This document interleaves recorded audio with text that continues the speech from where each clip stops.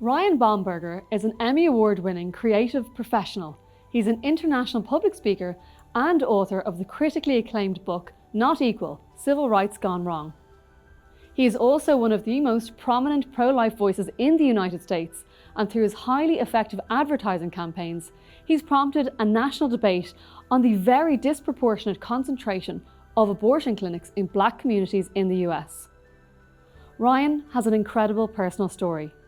His biological mother was raped but gave birth to her son. He movingly thanks his birth mother for the gift of life. Ryan was adopted as a baby and grew up in a loving, multiracial family in Pennsylvania. In addition to his many other achievements, he is the co-founder of the RadianceFoundation.org, a life-affirming organization based on the belief that every human life has an intrinsic and unique purpose. So it's great now to be joined virtually by Ryan Bomberger. Ryan, thank you so much for joining us at the Pro-Life Campaign National Conference today. Virtually, I mean, it was great to have met you back in 2011 when you addressed us in person. Yes, that was a few years ago. Of course, since then, Ryan, a lot has changed in Ireland, and so many people watching today will be feeling very deflated by the fact that we lost the referendum, that abortion is now very much a reality in Ireland. In terms of your own experience and the experience of the United States, where you have been constantly working on that effort to row back on the abortion reality in your country, what are some of the grassroots initiatives that have worked, and also the things that haven't worked, that we can be thinking about here in Ireland? Right. Well, first of all, the repeal of the Eighth Amendment was such a tragedy. And so much of it was bolstered by America's big tech companies and our mainstream media that aided and embedded the effort. So that was a tragedy. But with every fight for justice, it's always a multifaceted approach. And the grassroots stuff is so crucial and so important. And we can't overlook it. As someone who crafts messaging all the time, I'm always excited to figure out what messaging resonates with people, what messaging breaks through to people.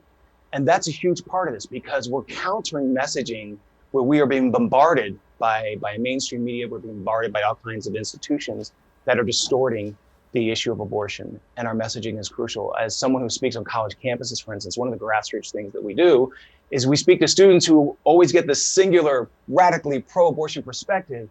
And it's really an amazing thing to be able to break through on these college campuses. As a college lecturer, I spend a lot of time, extensive research and creative multimedia presentations. It's amazing because students who come in with all kinds of hostility toward me, there are some at the end who have a radically different view because they never heard that perspective. So that's part of the grassroots. The sidewalk counseling is part of the grassroots. The 40 Days for Life type of things that are happening. The pregnancy centers, I mean, that's grassroots stuff right there that changes things, that changes lives. They show how much they love the mother and they love the child and they care for them. Another grassroots thing, and for me, the most foundational grassroots thing, is family. You can't have grassroots if you're not training up your child. In fact, I'm just going to do this little plug here for my wife, who's my favorite person to co-found the Radiance Foundation. But she created this incredible illustrated children's book called Pro-Life Kids. Kids are naturally pro-life. They actually have to be taught that it's okay to harm another human being. So when we talk about grassroots, you teach children who are naturally pro-life, who reinforce what is already there. We have to teach our children before a broken world reaches them. And so things like this, Pro-Life Kids, like this says it doesn't matter your size or your age, you have equal value, whatever the stage. When that is instilled in a child, we don't have to work so hard to deprogram and change the mind of an adult. And in many ways, Ryan, like, it's really interesting just in terms of having such a positive resource to share with children. But in many ways, is it almost that we need to take it back to those basic arguments and discussions, even when you're talking about college campuses and when we're thinking about trying to win hearts and minds, especially in those environments, like, as you've mentioned, where they're hostile and you're expecting to be kind of beaten down. And I think there's a big fear around that in Ireland at the moment. And there's still a lot of woundedness post-referendum because people did receive so much abuse in person and online. How do we combat that, and how do we let that wound heal while making sure our communication is still one that's focusing on winning hearts and minds? I think one of the first things we have to do is understand that we have to have a tough exterior. Yes, we are human beings and we do internalize a lot of this stuff, but quite honestly, when you fight for justice, there's going to be a lot of hate and venom against you. It's just the norm.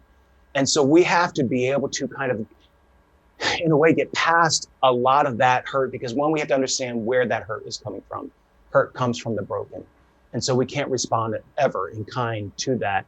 We respond with kindness to that. But you look at slavery abolitionists. They were hated. I mean, you're talking about people who risked their very lives to set others free. So in this fight, there is going to be all kinds of animosity, all kinds of venom. And we have to be able to kind of move past some of that to understand, here is the real issue, and I have to keep going because my pursuit cannot end, because justice calls for that. Ryan, I think one of the things that is so powerful about the work that you do is that you share your own personal story. And that's one of the questions I remember in the video that we showed at the 2011 conference, where it's sharing a bit of your personal story. And it's that question that, is a child ever unwanted? How do we make that hit home with people? You know, there's really no such thing as unwanted. I mean, that's the excuse. Anytime we can dehumanize a human being, it justifies any violence or discrimination that follows. And so when we say even the phrase unwanted child, what does that mean? Some of us may have been unwanted by a biological parent or parents, but we're all wanted by someone. And in my family, my small family of 15, I have 6 brothers, 6 sisters, and 10 of us were adopted. We were all wanted and loved. And so I just dismiss that whole myth of the unwanted child that somehow justifies an industry that destroys life, that its worth is somehow based on wantedness. Tell us a little bit more. Just you've given us a bit of a flavor of your story, Ryan, but for those who haven't heard us, share a little bit more of your personal story. Well, growing up in my tiny little family, 15, in Pennsylvania, on a farm, growing up in that situation with 10 adopted kids. My parents had 3 homemade kids first, I guess you want to call them, the original Bomberger kids, and then adopted 10. It was awesome. It was, a family of 13 kids, 10 adopted, but not just adopted and loved. Many of us have stories that the world would say, we should have been aborted. But my parents believed that every one of our lives had purpose. And so here we have a family of white and black and biracial, I put that in quotes because we're all just one human race, Native American, Vietnamese, some with physical disabilities, some with learning disabilities. Every single one of us loved like crazy. And we had adoption unleash purpose in our lives by 2 parents who just defied the world's low expectations. Sometimes people think it had to be crazy growing up with a family of 15. Sometimes it was. And I don't want to typify the adoption experience as it was just all easy and joy and rainbows. Adoption happens because of brokenness. And in the natural and the supernatural, it brings restoration, it brings wholeness and healing. And that was our journey. And so here, I'm that fringe example. I'm that 1% that's used 100% of the time to justify abortion. My birth mom experienced the horror and the violence of rape, but courageously not only gave me the incredible gift of adoption, she gave me to the family that loved me and helped unleash my destiny. And so I can't help but think that the circumstances of our conception never change the condition of our worth. So that's why I will always fight for the most marginalized. I will always fight for those who are the most defenseless and the most vulnerable. How does it feel, Ryan, when your situation, is used to push forward an abortion agenda, where basically the message is, you shouldn't exist? It's hard when your story, which is rooted in tragedy, is then further exploited. But see, that's what the abortion industry does. It's always about exploitation and manipulation. And what they don't want to hear is the other side of the story. They don't want to hear the strength of birth moms. They want to hear the adoptee whose life defies that lie of the unwanted child. And here I am, happily married father of 4. 2 of my kiddos are also adopted, and they are loved like crazy. All 4 of my kids are loved like crazy. Out of the 4, 3 were unplanned, which really means nothing. Most of life is unplanned. And the way that you approach unplanned situations, you approach it with the most life-affirming, loving sort of approach. All these issues are solvable, but the other side doesn't want to hear these stories where triumph rises from tragedy. And I love the fact that my life is a testament to that. And there are millions and millions of others whose lives are testaments to that truth as well. In many ways, Ryan, the work that the Radiance Foundation has done was the original and the authentic Black Lives Matter movement, because you have been trying to highlight how abortion disproportionately impacts Black neighborhoods. Tell us a little bit about that and the stats there and what we know. So true. We were extolling the fact that Black Lives Matter long before the hashtag movement, long before the radically pro-abortion hashtag movement. In fact, I deal with a lot of this in my book called Not Equal, Civil Rights Gone Wrong, which is available in Apple iBooks. I explore all of this. In fact, the thing is, I didn't know any of this 10 years ago. I had to be proactive. I had to be intentional about learning about this. But when you talk about abortion in the Black community, it's the number one killer in the Black community. It outnumbers the top 15 causes of death combined.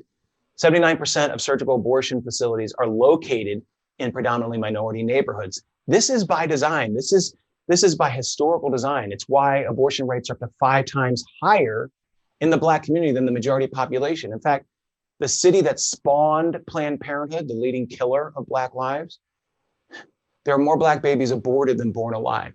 So for every 1,000 born alive, Wendy, every 1,033 Black babies are aborted. It is the only demographic in America where there are more induced deaths than births.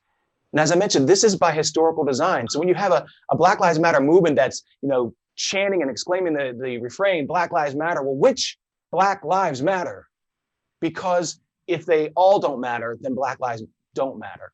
And this is what they prove over and over again, especially as they stand in solidarity. They announce solidarity with the abortion industry. They announce solidarity with Planned Parenthood. They partner with Planned Parenthood that kills 360 Black lives every single day here in America.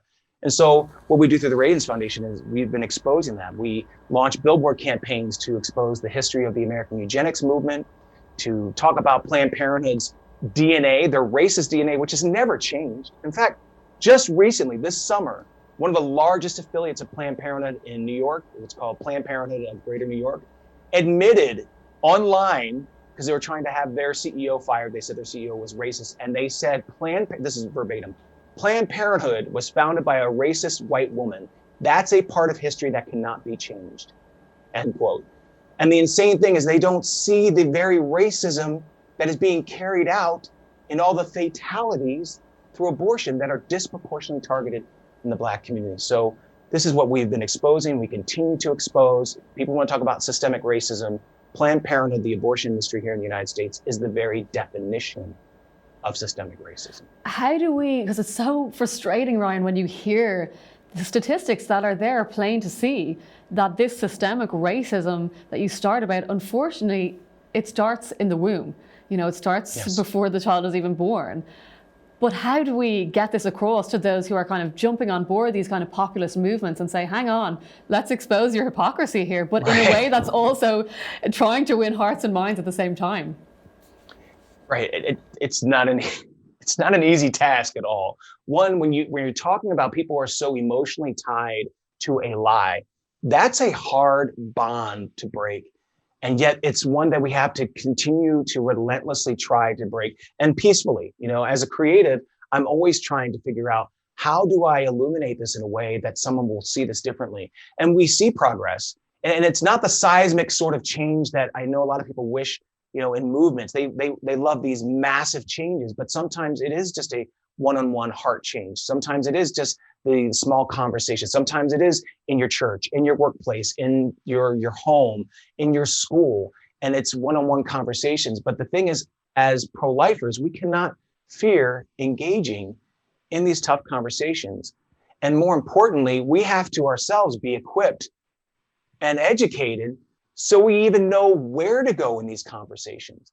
But a large part of this is the fear of engaging, the fear of offense, and the fear of what the response will be.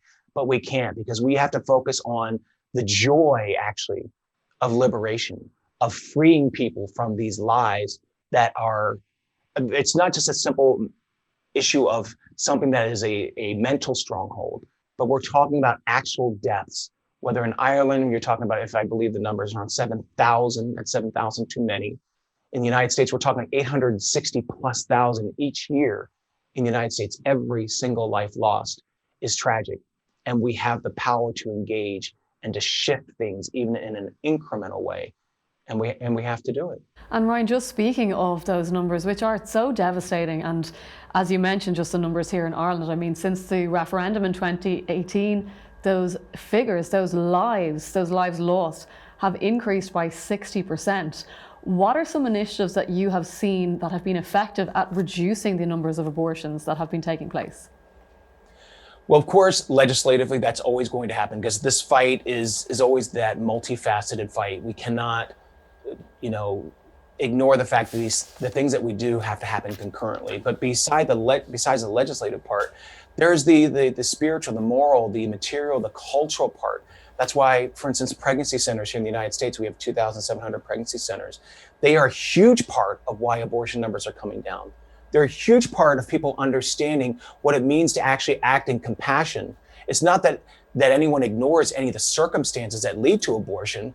These centers are the ones who are actually dealing with that. And so that's a huge part for me. It's why the Radiance Foundation helps to raise millions for pregnancy centers, because they are on the front lines. The sidewalk counseling, and I know that here and abroad, that so many forces are trying to shut down the voice of compassion outside of these abortion facilities. And there's a reason for that. They understand that they have to silence you. That's the way that they can continue the lie and to continue the propaganda. But those peaceful disruptions, and that's what we need to do, peaceful disruptions, sidewalk counseling, get conversations started in your churches, get conversations started in your schools. The students here in America, like the Students for Life of America, it's been amazing to see Gen Zers who are on the front lines of speaking a pro-life worldview, of carrying that out from coast to coast. And so our colleges, our high schools are pivotal in having young people understand what it truly means to be pro-life. So it's those kinds of efforts that are succeeding. That's why when we're seeing in the polls, we should be outnumbered even far greater than we are. We're outspent billions to one, literally. We have every institution against us. You're talking about mainstream media, you're talking about academia, you're talking about Hollywood and entertainment, the political system. So much is against us. It doesn't make any sense that we're still holding on and increasing a pro-life worldview, especially among young people. But it's the very type of thing that's happening in our high schools and our colleges and in our homes that is changing the tide on the issue of abortion. And it is an uphill fight. I mean, it's like grasping, like every single day. And it feels, I know we're weary. But so yeah, on that, Ryan, what's your advice for, when people look at you, they say, wow, you're so energetic, you're so dynamic, creative, all these things, but I'm sure you get a lot of abuse, whether it's online or in person, hurled at you. How do you stay positive and how do you stay strong? I know why I was created. I know that I was meant to be. And I know that my story of brokenness can bring breakthrough to other people. And so when the focus isn't on you, but your love for other people, like for me, 1 Corinthians 13:6 is my foundational motivation. Love does not delight in evil, but it rejoices in the truth. I'm motivated by love. I was loved like crazy by two parents who had no idea what they were getting into, but who poured themselves into me. And so for me, it's a very natural thing then to pour myself into others. And so I'm hopeful. I'm hopeful because every small instance, every life saved, every mind changed to me is like every crazy effort, every night of exhaustion, every death threat that I've received is worth it because I'm able to play a role in human triumph. And so for me, that's why I keep doing what I do. And I couldn't do it without my wife, Bethany, my best friend on the planet, the love of my life. And we keep encouraging one another. So, maybe one day she quits and then I keep her going. The other day I quit and she keeps me going. And Ryan, speaking of that strong woman, Bethany, in your life, one of the videos that the Radiance Foundation put together recently was exposing the hypocrisy of so-called feminism. And it's heartbreaking, I think, for pro-life women to see things like Michelle Williams holding up her Golden Globe saying, I wouldn't be holding this if I hadn't had an abortion. And this really damaging message that's being put out there that in order to achieve that women need to have access to abortion. What do you say to that? Well, see, my wife was a single mom for 2 years. She was a teacher and she was pressured by her fellow teachers to abort because how could she possibly amount to anything if she didn't have an abortion? She needed the abortion to be a full woman, right? But she rejected that. She never actually even considered abortion, but the pressure on her as a teacher in her late 20s as a single woman was so intense. But she rejected that pressure. And because she rejected that, because she chose courage, because she chose to be stronger than her circumstances, that little girl actually is the reason for the name of our organization. Her name is Radiance, my oldest daughter, whom I adopted when she was 5 years old. She radically and beautifully changed Bethany's life and just disproved that whole lie that somehow a woman becomes equal by abortion. No, a woman is equal because of who she is inherently. And the fact that Ray, our oldest daughter, is just, she radiates beauty inside and out, and she disproves the lies of fake feminism every single day. Finally, just to ask you, Ryan, for people watching today who I'm sure have just been inspired by the advice that you've given, practical advice, but if there's one thing that we could think about going away with today to do what you chatted about at the outset, like winning hearts and minds, rebuilding a culture of life in Ireland, what can we do? I think we have to just keep in mind that doing what's morally right is rarely popular, but we have to get in our heads. Who cares? Who cares if it's not popular? Who cares if you're, the only one standing? Who cares if you're the only one listening? Who cares if you're the only one speaking?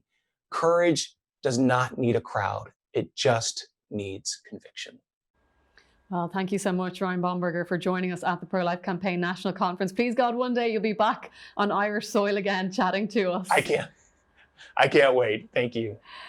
And you can check out the work that the Radiance Foundation does and all their incredible videos that they make that you can share online with your friends, on your WhatsApp groups, on social media at their website, which you can see on your screen below.